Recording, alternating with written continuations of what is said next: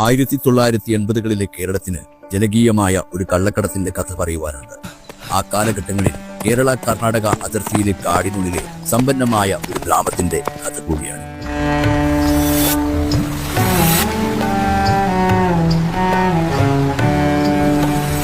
എൺപത് തൊണ്ണൂറുകളിലെ ഏതോ ഒരു മീനമാസം കാര്യമായ പണികളൊന്നുമില്ലാതെ കർഷക തൊഴിലാളികൾ അവൽ വറുത്തതും കട്ടൻ ചായയും കഴിച്ച് കവിഞ്ഞും വാള കൊണ്ടുണ്ടാക്കിയ ചെറിയുമായി ചാണകം മെഴുകിയ ഇറയത്തങ്ങനെ കുത്തിയിരിക്കുകയാണ്.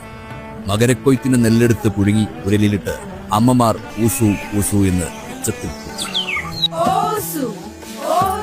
പറമ്പിൽ കശുമാവുള്ളവർ പറങ്കിയണ്ടി വിറക്കി വെള്ളത്തിൽ കുതിർത്ത് ഭാരം കൂട്ടുകയാണ്. ചിലർ അടുത്തുള്ള സ്ഥലങ്ങളിൽ നിന്നും ഡിപ്പോ വിലയേക്കാൾ കൂടുതൽ വില കൊടുത്ത് കശുവണ്ടി വാങ്ങി. ഇത് തലചുമടായി 10-18 കിലോമീറ്റർ അകലെയുള്ള മാക്കൂട്ടത്ത് കൊണ്ടുപോയി കൊടുത്താൽ കിലോയ്ക്ക് 5 രൂപയൊക്കെ അധികം കിട്ടുന്ന ഒരു കാലം. കുറേ നേരം കശുവണ്ടി വെള്ളത്തിലിട്ടാൽ കിട്ടുന്ന തൂക്കക്കൂടുതലിന്റെ ലാഭം ഏറെയും.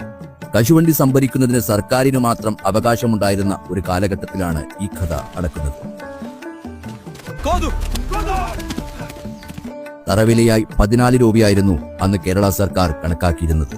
അന്ന് വിദേശ നാണയത്തിന്റെ പെരുമ പറയുവാനില്ലാത്ത ദരിദ്രരായ മലയോരത്തെ ഗ്രാമീണർക്ക് പട്ടിണി അകറ്റുവാൻ മറ്റു മാർഗങ്ങൾ ഒന്നുമില്ല. അങ്ങനെയാണ് ജനകീയമായ ഒരു കള്ളക്കടത്ത് കാലത്തിന് ആരംഭം കുറിക്കുന്നത്.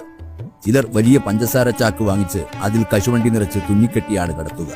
120 കിലോ വരെ കൊണ്ടുപോകുന്ന കരുത്തരും ഈ കൂട്ടത്തിലുണ്ട്.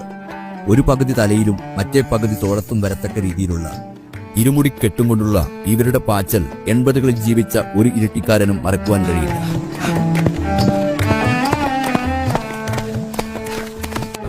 സമയം വൈകുന്നേരം 5 മണി. കയ്യിലൊരു 3 കട്ട ടോർച്ചും തലയിൽ 30-40 കിലോയുടെ കശുവണ്ടി ചാക്കുമായി കല്ലിലും മണ്ണിലും മല്ലടിച്ച് കറുത്തിരുണ്ട ശരീരങ്ങൾ ആൺപെൺ ഭേദമില്ലാതെ കുടകുമലകളെ ലക്ഷ്യമാക്കി കിഴക്കോട്ടേക്ക് നീങ്ങുകയായി. വള്ളിച്ചെരുപ്പിട്ട കാലുകൾ അയ്യങ്കുന്നും താണ്ടി കാട്ടുവഴി പാത തേടി നടന്നകലുമ്പോൾ അങ്ങ് ദൂരെ കുടകുമല നിരകൾ ഇരുട്ടിന്റെ ടാർപ്പായ വലിച്ചു കെട്ടുവാൻ തുടങ്ങിയിരുന്നു.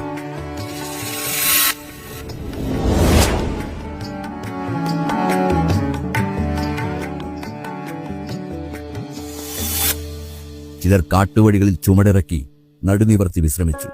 മറ്റു ചിലർ വഴിയരികിലെ താൽക്കാലിക ചായക്കടകളിൽ നിന്നും കഞ്ഞിയും കപ്പയും കഴിച്ചു. ഇനിയും ചിലർ പട്ടിണി കിടന്ന് മരിച്ചാലും ഇങ്ങനെയൊരു പൂതി ഇനിയുണ്ടാവില്ലെന്ന് പ്രാർത്ഥിക്കൊണ്ടേയിരുന്നു. വെള്ളച്ചാലുകൾ കടന്നും കല്ലും മുള്ളും ചവിട്ടിത്താണ്ടി കുന്നുകൾ കയറിയിറങ്ങി ആ നടത്തം അവർ തുടരുകയാണ്.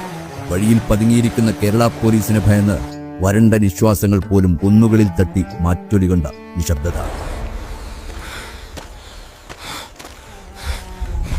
യാത്ര തുടരവേ ആളുകളുടെ എണ്ണം കൂടി വരുന്നുണ്ട്. പല വഴികളിലായി മാക്കൂട്ടത്തേക്ക് കശുവണ്ടി കടത്തുന്ന 10-20 പേരടങ്ങുന്ന